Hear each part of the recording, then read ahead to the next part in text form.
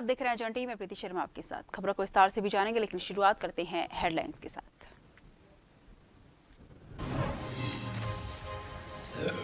PM ने Amrit Bharat railway station योजना की लॉन्च। देश के 1309 स्टेशनों को रीडेवलप किया जाएगा। देहरादून के हर्रावाला स्टेशन का किया जाएगा वर्चुअली शिलान्यास।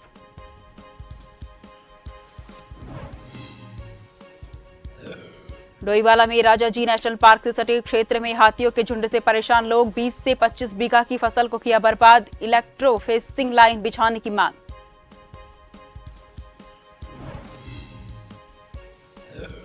भाकियू क्रांति की हरिद्वार को आपदाग्रस्त घोषित करने की मांग। 9 अगस्त को हरिद्वार मुख्यालय का ट्रैक्टर रैली के साथ करेगी घेराव। कई गांवों से किया जनसंपर्क अभियान। गुलदार की तारबाड़ में लगे फंदे से फंसने से दर्दनाक मौत। वन विभाग ने गुलदार के शव को पोस्टमार्टम के लिए भेजा। मौके से जानवर फंसाने वाले 4 फंदे बरामद।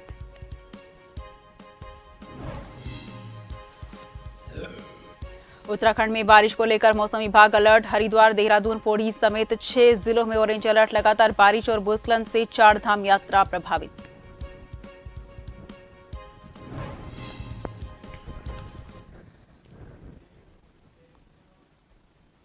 रुक करते हैं खबरों की ओर।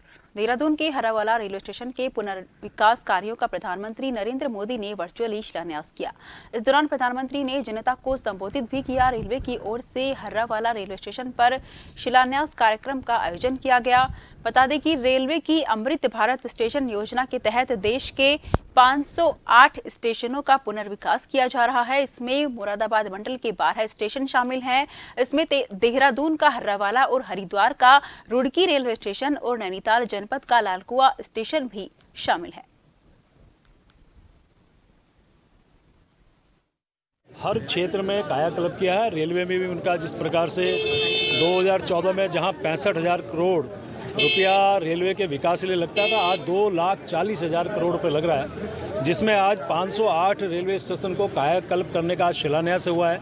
मेरे उत्तराखंड का 3 रेलवे स्टेशनों का भी जीर्णोद्धार हो रहा है, जिसमें हर्रावाले में जहाँ पे हम लोग खड़े हैं, यहाँ बहुत पुराना ही रेलवे स्टेशन है। जब ये चारों सुविधाओं से, हर सुविधाओं से सुसज्जित होगा तो यहाँ की जनता को, यहाँ के क्षेत्र को, आने वाले नागरिकों को, पर्यटकों को एक नया आभास उनको होगा। देख रहे हैं कि जब से मोदी जी आए हैं, हमारे यशस्वी प्रधानमंत्री नरेंद्र मोदी जी के नेतृत्व में भारत बदल रहा है।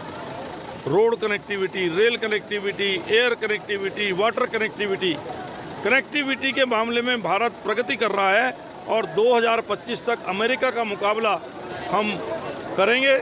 आप देख रहे हैं रोड कनेक्टिविटी में नए फ्लाईओवर, नए एक्सप्रेस वे बन रहे हैं। हम भी लोक कलाकार हैं, हमको भी यहाँ पर आज आमंत्रित करा गया और ये आज़ादी के अमृत काल में इस तरह की योजनाओं का शुभारंभ होना सुखद संकेत है और निश्चित रूप से भारत प्रगति।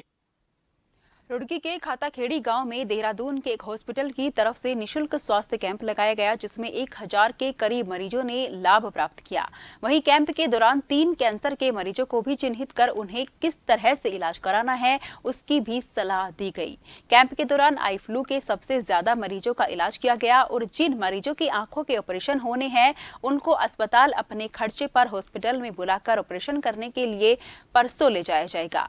वहीं समाजसेवी और कांग्रेस के नेता आदिल फरीदी ने जानकारी दी है कि इस तरह के कैंप इंद्रेश हॉस्पिटल के सहयोग से समय समय पर लगाते रहेंगे ताकि गरीब लोगों को सहायता मिलती रहेगी।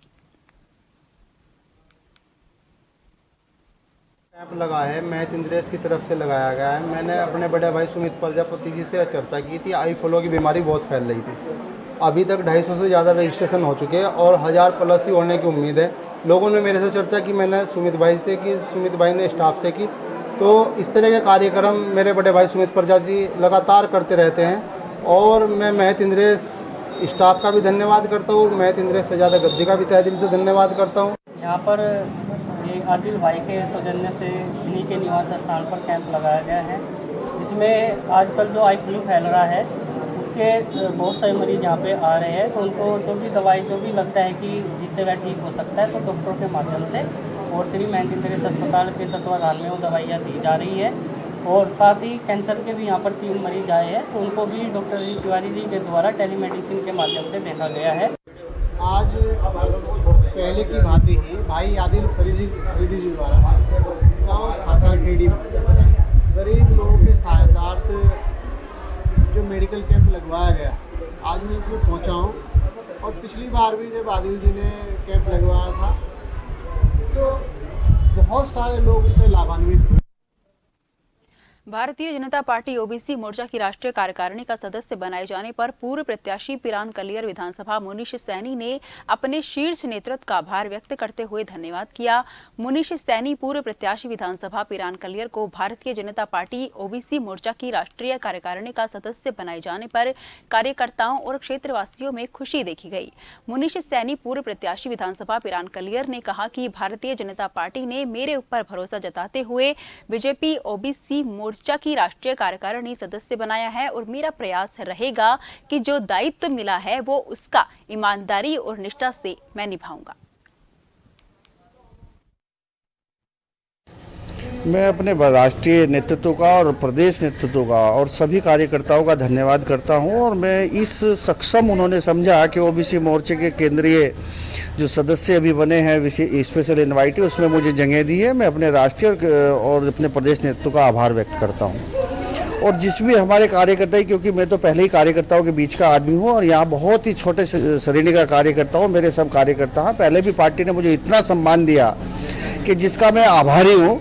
और उन्होंने कलियर विधानसभा से मुझे प्रत्याशी बनाकर पहले भी एक जो हो हम लोगों को एक विश्वास जताया था और दोबारा भी एक विश्वास जताया। रुड़की विधायक प्रदीप बन्ना इस वक्त विवादों को लेकर आरोपों में नजर आ रहे हैं। जहां एक और वैश्य समाज ने उनके खिलाफ प्रेस कॉन्फ्रेंस की, वहीं पूर्व मेयर ने अपने इस्तीफे के कारण को विधायक को ठहराया। वहीं अब विधायक प्रदीप बन्ना के ही समाज के लोगों ने विधायक प्रदीप बन्ना आए उनके लोगों पर जबरदस्ती प्रॉपर्टी हड़पने का आरोप लगाते हुए, उन्हें डराने धमकाने का आरोप लगाते हुए कहा कि उनके द्वारा मामला कोर्ट में डाले जाने के बावजूद विधायक के कुछ लोगों द्वारा लांगुना होटल के ताले तोड़कर जबरदस्ती कब्जाने का आरोप लगाया है। वहीं लोगों का कहना है कि पुलिस से शिकायत करने के बावजूद भी पुलिस सत्ता के दबाव में उनकी नहीं सुन रही है। प्रशांत, क्या नाम है? प्रशांत राणा जी कल आए हैं। ये ताला यहाँ पे कह रहे हमें सफाई करनी है। इन्होंने कहा कोर्ट से ऑर्डर लेकर आओ, करो, तो चले गए। आज फिर आए हैं। मैंने मुंह नहीं धोया भैया सुबह का। यहाँ खड़ी हूँ मैं 8:30 बजे। छोटे छोटे बच्चे, बत्रा जी ने बहुत जीना हराम करके रखा है। इतना है, कहाँ लेके जाएंगे बताओ। और एक हमारी प्रॉपर्टी के लिए नहीं है, बहुत कुछ सुन रहे हो आप, बहुत कुछ है उनके बारे में। उनके साथ चोर मिल गया, शरद गुप्ता भी मिल गया। हमें खतरा है हमारी जान का। वो शरद गुप्ता भी इनके साथ ही है। खतरा है कि मेरी बेटी इस घर में ब्याही हुई है। मेरे पास फोन आता है कि मम्मी जल्दी आ जाओ, बदमाश आ गए। कल आए थे 4 लोग, इन्होंने कह को आके भगा दिए जैसे भी हुआ। जबरदस्ती कब्जा करने की कोशिश कर रही थी। आज फिर आ गए। मैं नहाना धोना सब बीच में छोड़ के हमें तुरंत इनके डर में भागना पड़ रहा है। हमारे बच्चे सेफ नहीं है। कहीं हम कुत्ते रख रहे हैं, कहीं हम गेट लगा रहे हैं, कहीं हम चैनल गेट जाके उसमें मुझे और मेरे भाई विपिन को मारने तक की कोशिश की जा चुकी है। उसमें भी जो व्यक्ति पकड़े गए थे उस समय उनको प्रदीप बत्रा जी ने ही अपने सोर्स से बचाया था, उनको और कोई तरीका नहीं हुआ।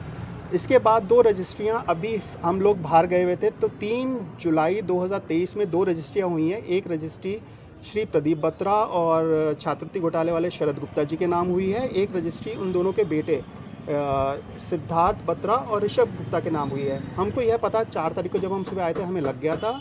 हमने रजिस्ट्रार ऑफिस में जाके इसकी रजिस्ट्रार ऑफिस में रजिस्ट्रार जी से मिले थे। उन्होंने तब तक उस पर ना तो साइन करी थी, ना वो चेक हुई थी, उनके टेबल पर रखी हुई थी। उन्हें सब चीज़ों से अवगत कराया। एसपी चंपावत देवेंद्र पींचा के निर्देश पर पुलिस ने लोहाघाट और बाराकोट के क्षेत्र में रहने वाले बुजुर्गों और वरिष्ठ नागरिकों से मुलाकात कर उनकी समस्याओं के बारे में जानकारी ली। लोहाघाट थाने के SO Manish Khatri, SI Hemant Kathait police team के द्वारा लोहाघाट और बाराकोट क्षेत्र में रहने वाले बुजुर्गों से मुलाकात कर उनकी कुशलक्षेम पूछी। एसओ मनीष खत्री ने बताया कि लोहाघाट और बाराकोट क्षेत्र के बुजुर्गों से मुलाकात करने के दौरान बुजुर्गों को साइबर अपराध और अपराध के प्रति सतर्क रहने और पुलिस हेल्पलाइन नंबर 112, 1090, 108, 1930 की जानकारी और उपयोगिता के बारे में उन्हें बताया गया।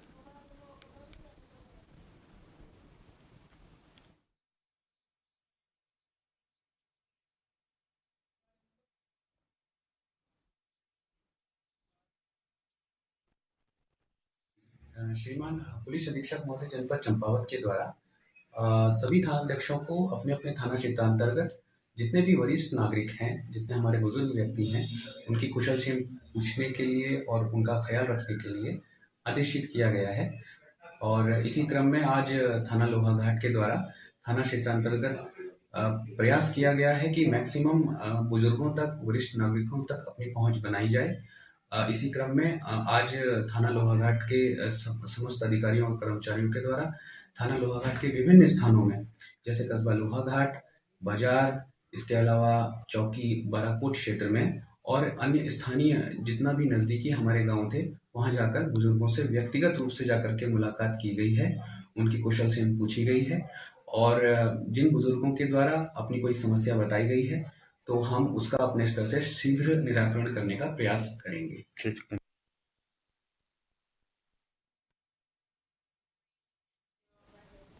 अल्मोड़ा जिले के विकासखंड मुख्यालय सल्ट का जिलाधिकारी अल्मोड़ा विनीत तोमर ने निरीक्षण किया और यहां लोगों की समस्याओं को सुना। जिलाधिकारी ने लोगों की समस्याओं के निदान करने के निर्देश संबंधित अधिकारियों को दिए। इस दौरान जिलाधिकारी ने जनपद में चल रही विभिन्न योजनाओं की प्रगति की भी समीक्षा की और खंड विकास अधिकारी को इस संबंध में कार्यों में गति लाने के निर्देश दिए। इसके बाद जिलाधिकारी ने तहसील मुख्यालय सल्ट तहसील आवासीय कॉलोनी का निरीक्षण किया। उन्होंने सभी पटलों का निरीक्षण करने के साथ ही सभी व्यवस्थाओं को भी चाक चौबंद रखने के निर्देश दिए। जिलाधिकारी ने सामुदायिक स्वास्थ्य केंद्र देवालय का निरीक्षण किया। यहाँ पर उन्होंने रेफरल केस, रजिस्ट्रार उपस्थिति पंजिका समेत अन्य दस्तावेजों को भी जांचा।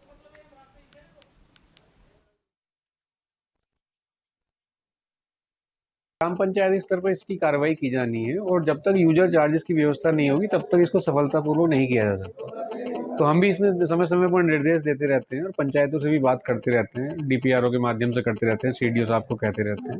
लेकिन मैं जनता से भी अनुरोध करना चाहता हूँ कि हमें ये समझने की ज़रूरत भी है कि पंचायत को अगर हम सक्षम चाहते हैं तो हमें जो सुविधा उनसे चाहिए उसके लिए हमें यूजर चार्जेस भी देने होंगे। अभी आप भी यहाँ थे और एक समस्या आई थी पानी की, जो ग्राम प्रधान बता रहे थे कि कुछ लोगों ने यूजर चार्जेस दिए और कुछ ने नहीं दिए, तो वो उसके वेतन का भुगतान करने में भी सक्षम नहीं है, जिसको उन्होंने वाल्व खोलने के लिए रखा हुआ। खबरों का सिलसिला जारी रहेगा। फिलहाल लेते हैं छोटा सा ब्रेक।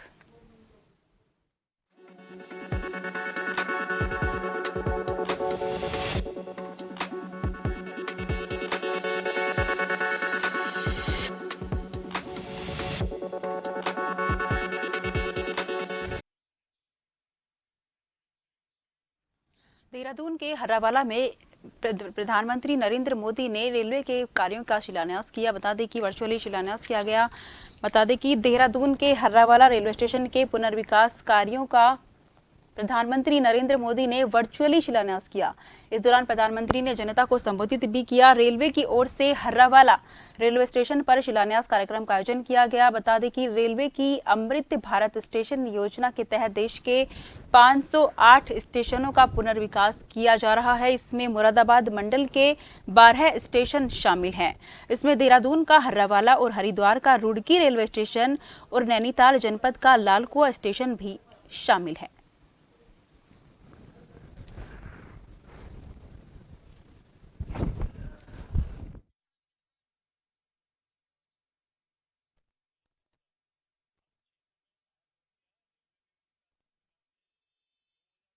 जहां 65,000 करोड़ रुपया रेलवे के विकास के लिए लगता था, आज 2,40,000 करोड़ रुपये लग रहा है, जिसमें आज 508 रेलवे स्टेशन को कायाकल्प करने का शिलान्यास हुआ है। मेरे उत्तराखंड का 3 रेलवे स्टेशनों का भी जीर्णोद्धार हो रहा है, जिसमें हर्रावाले में जहाँ पे हम लोग खड़े हैं, यहाँ बहुत पुराना ही रेलवे स्टेशन है। जब ये चारों सुविधाओं से, हर सुविधाओं से सुसज्जित होगा तो यहाँ की जनता को, यहाँ के क्षेत्र को, आने वाले नागरिकों को, पर्यटकों को एक नया आभास उनको होगा। देख रहे हैं कि जब से मोदी जी आए हैं, हमारे यशस्वी प्रधानमंत्री नरेंद्र मोदी जी के नेतृत्व में भारत बदल रहा है। Road connectivity, rail connectivity, air connectivity, water connectivity के मामले में भारत प्रगति कर रहा है और 2025 तक अमेरिका का मुकाबला हम करेंगे। आप देख रहे हैं रोड कनेक्टिविटी में नए फ्लाईओवर, नए एक्सप्रेसवे बन रहे हैं। हम भी लोक कलाकार हैं, हमको भी यहाँ पर आज आमंत्रित करा गया और ये आज़ादी के अमृत काल में इस तरह की योजनाओं का शुभारंभ होना सुखद संकेत है और निश्चित रूप से भारत प्रगति के पथ। जोशीमठ विकासखंड के अंतर्गत आने वाले सुदूरवर्ती गांव उर्गम घाटी तक जाने वाली मुख्य सड़क कई जगह पर भारी भूस्खलन के चलते क्षतिग्रस्त हो चुकी है, जिसके कारण स्थानीय लोगों को भारी दिक्कतों का सामना करना पड़ता है। स्थानीय ग्रामीणों का आरोप है कि गांव तक सड़क तो पहुंचा दी गई है, लेकिन आज तक गांव की सड़क पर कभी भी मरम्मत और डामरीकरण का कार्य भी नहीं हुआ है। अधिकांश जगहों पर सड़क पूरी तरह से बाधित हो चुकी है, जिसे ठीक करने में काफी लंबा वक्त लग सकता है। वहीं ग्रामीणों ने सड़क की समस्या को लेकर कई बार शासन और प्रशासन को भी अवगत करवाया, लेकिन जब अभी तक भी कोई कार्यवाही नहीं की गई है। हमारे उर्गम रोड पे जो है पावर हाउस के ऊपर नहर के जो है ओवरफ्लो का पाइप टूटने के कारण पूरे जो है 4 बैंड इकट्ठे हो चुके हैं, जिसमें पूरे जो है 4 बैंड टूटने के कारण ना ही गाड़ी घोड़ा को चलने के लिए, दुख बीमारी चलने के लिए बहुत प्रॉब्लम हो गई। राशन की समस्या हो गई। हमारे क्षेत्र के जनप्रतिनिधि सो रखे हैं, कोई बोलने। डोईवाला के जबरावाला में राजाजी नेशनल पार्क से सटे क्षेत्र में हाथियों की लगातार आमद से किसान पहले परेशान थे, लेकिन बीती रात एक बार फिर जंगल में आए दर्जनों हाथियों के झुंड ने किसानों की गन्ने और धान और हरी घास की फसल जो 20 से 25 बीघा में थी, उसे पूरी तरह से बर्बाद कर दिया। हाथियों द्वारा भारी नुकसान पहुंचाए जाने पर किसानों ने अपना रोष व्यक्त किया और किसानों का आरोप है कि वन विभाग द्वारा हाथियों को भगाने में ग्रामीणों और किसानों को किसी भी प्रकार की मदद नहीं मिल पा रही है। हालांकि फसलों की रक्षा के लिए सुरक्षा दीवार बनाई गई है, जो कि पर्याप्त नहीं है। अब परेशान किसानों की मांग है कि सरकार द्वारा इस सुरक्षा दीवार के ऊपर इलेक्ट्रोफेंसिंग लाइन बिछाई जाए, जिससे कि हाथियों से किसानों की फसलों को सुरक्षा दी जा सके।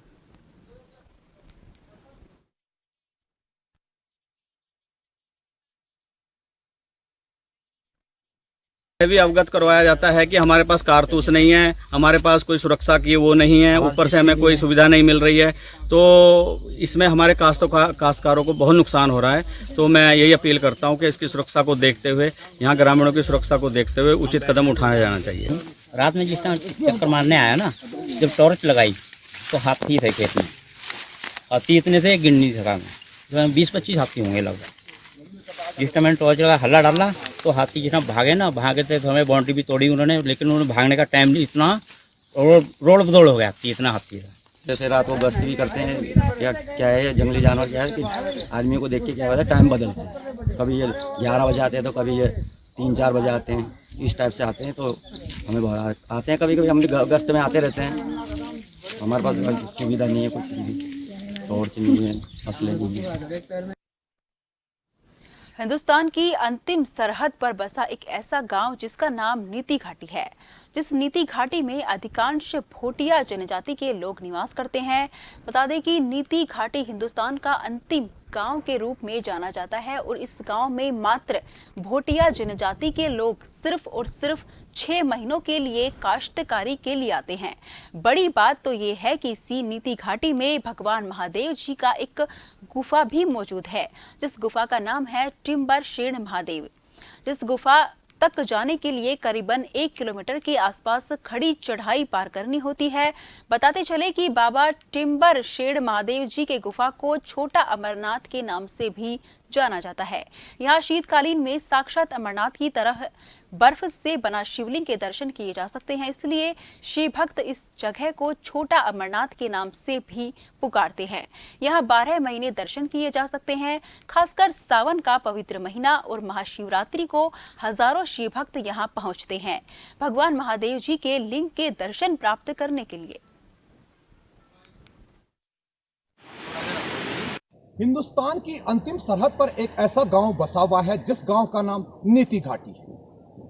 जिस नीति घाटी से करीबन 1 किलोमीटर की दूरी पर बाबा टिम्बर शेड महादेव जी के गुफा के दर्शन किए जा सकते हैं। बड़ी बात तो यह है कि बाबा टिम्बर शेड महादेव जी को छोटा अमरनाथ के नाम से भी जाना जाता है, जहां 12 महीने भक्तों की लंबी कतार देखने को मिलती है। खास बात तो यह है कि बाबा टिम्बरसैंड महादेव जी के गुफा के भीतर जो शिवलिंग मौजूद है, उस शिवलिंग को प्रकृति 12 महीने स्नान कराती है। तरह तरह के रहस्य छुपे हुए हैं बाबा टिम्बरसैंड महादेव जी के गुफा के भीतर। गुफा के कुछ दूरी पर दूध गंगा भी बहती है, जिसका रंग बिल्कुल दूध की तरह होता है। कैमरामैन साथी आदित्य भंडारी के साथ नवीन सिंह, जोशी।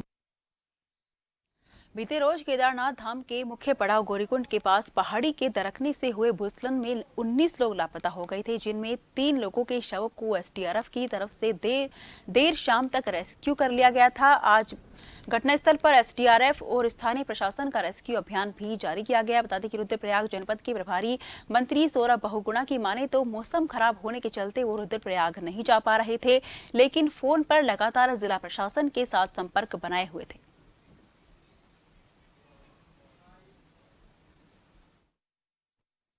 नहीं, देखिए बहुत ही दुखद घटना हुई है। लगातार परसों रात से हमारे अधिकारी, हमारी एनडीआरएफ, एसडीआरएफ की टीम, माननीय मुख्यमंत्री जी, मैं, हमारे गढ़वाल कमिश्नर, हम सब वहाँ पर लगातार टच पर हैं। और आपको मालूम है कि लैंडस्लाइड हुई थी और वहाँ पे दुकानें कुछ जिसमें लोग सोए हुए थे वो बह गए हैं। 20 लोगों की हमारे पास रिपोर्ट है कि जो अभी तक लापता है। 2 बॉडी मिली है हमको। लगातार आज सुबह भी 5:30 बजे से हमारी टीम रेस्क्यू एफर्ट्स में लगी हुई है, लेकिन अभी तक और कोई बॉडी नहीं मिली है।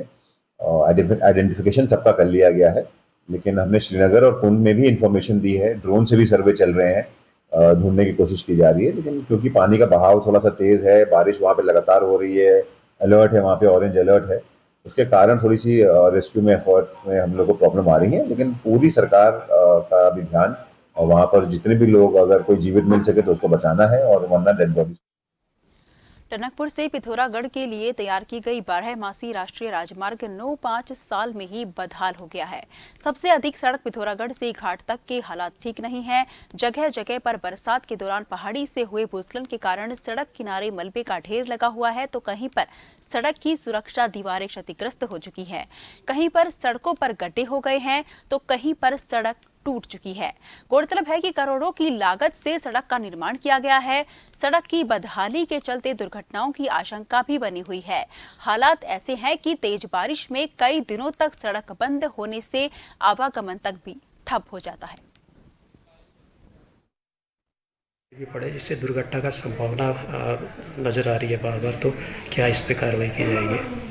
ये विगत कुछ दिनों से लगातार बारिश होने की वजह से कहीं कहीं एनएच डैमेज हुआ है। इसके लिए उनके अधिकारियों को ये निर्देश दिया जा चुका है कि उसमें तत्काल कार्रवाई करें और जहां भी मलबा है उसको हटा लें, और जहां भी डैमेज हुआ है उसको आपदा के अंतर्गत तुरंत कार्रवाई शुरू करें।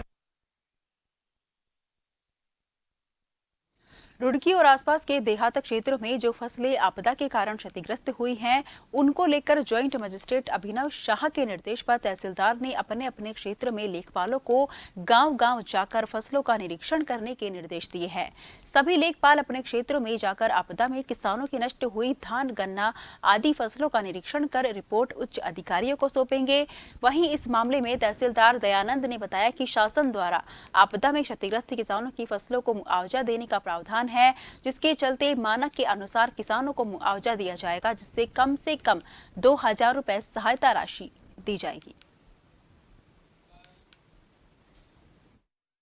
फसल क्षति का मुआवजा देने का प्रावधान है सरकार की ओर से। कुछ सब्सिडीज में सेंट्रल गवर्नमेंट की होती है, कुछ स्टेट गवर्नमेंट की होती है। वो आपदा से पहले ही सीआरएफ गाइडलाइन आ जाती है। जो आपदा से, अतिवर्षा से फसल क्षतिग्रस्त हुई है, जो मानक हैं सरकार ने शासनादेश जारी किया है, उसके अनुसार पर हेक्टेयर जो भी है, जितना जिसका क्षेत्रफल होगा वो दिया जाएगा, और मिनिमम 2000 रुपये है। यदि किसी की सहायता राशि 2000 रुपये से कम होगी तो उसको मिनिमम 2000 रुपये दिया जाएगा। टीमें सब बनाई गई है, कहाँ कितनी टीमें बनाई गई है क्षेत्र में जा रही है? हाँ, प्रत्येक लेखपाल अपने क्षेत्र का प्रत्येक गाँव करेगा। टीमें ही है, लेखपाल ही टीम, लेखपाल ही अपने क्षेत्र की टीम है, वही करेगा, वही ऑथेंटिक है उसके लिए। फिलहाल के लिए मुझे दीजिए इजाजत। देश भर की तमाम खबरों के लिए आप लगातार देखते रहिए जन टीवी, क्योंकि हम हैं जन जन की आवाज।